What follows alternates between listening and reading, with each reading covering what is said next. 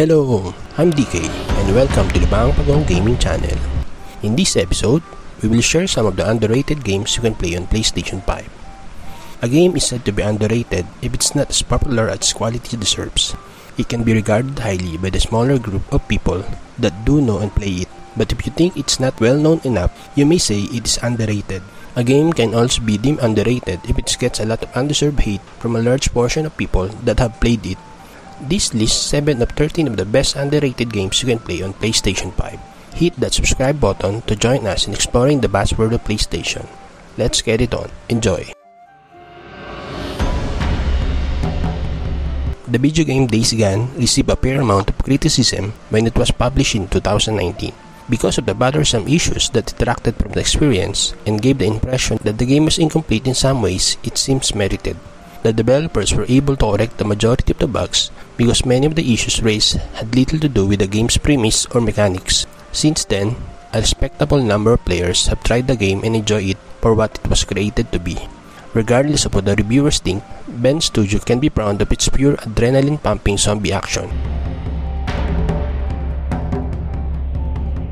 Days Gone and Mad Max share a similar, if not worse, circumstances. The negative effects of unfair critic reviews on the game persisted for years after it was released. There is a lot of debate right now regarding how underestimated it is compared to other games. Warner Bros. Interactive Entertainment published the game back in 2015, and the fact it is included in the list of underappreciated PS5 games speaks volumes about how great it is.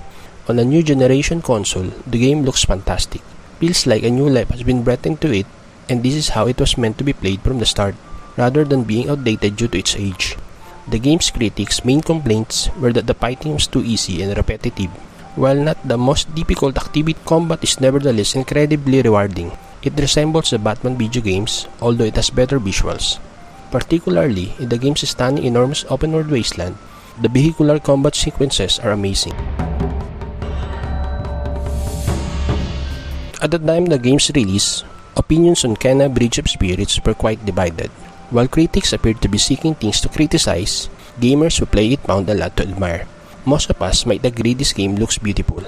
The environment's design is colorful, dynamic, and engaging, and the visuals are clear and detailed.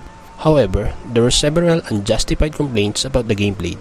Aside from the tough fighting, some gamers and critics both lamented how the game felt older than it was.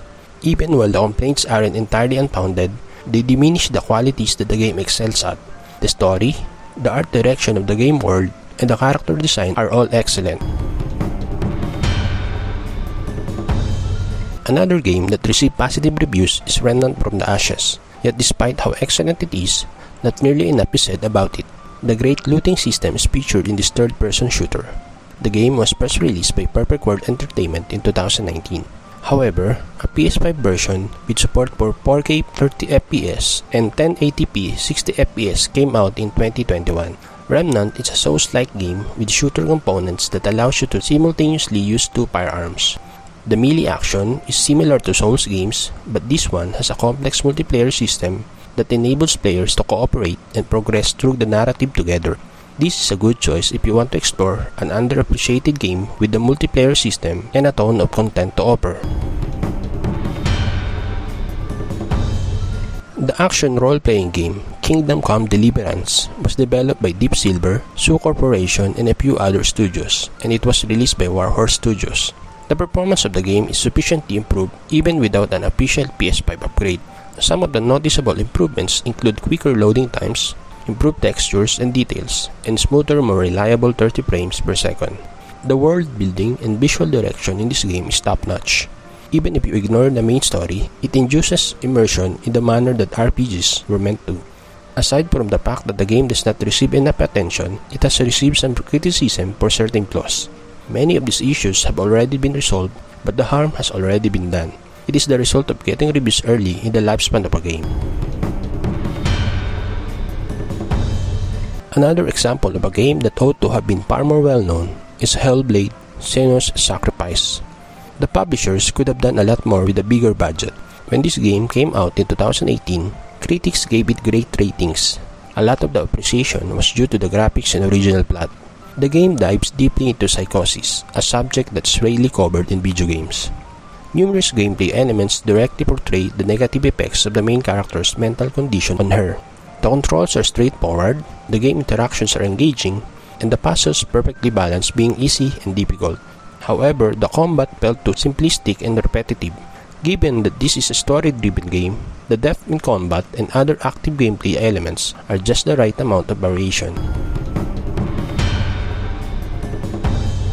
Dontnod Entertainment created the action role-playing game Vampire.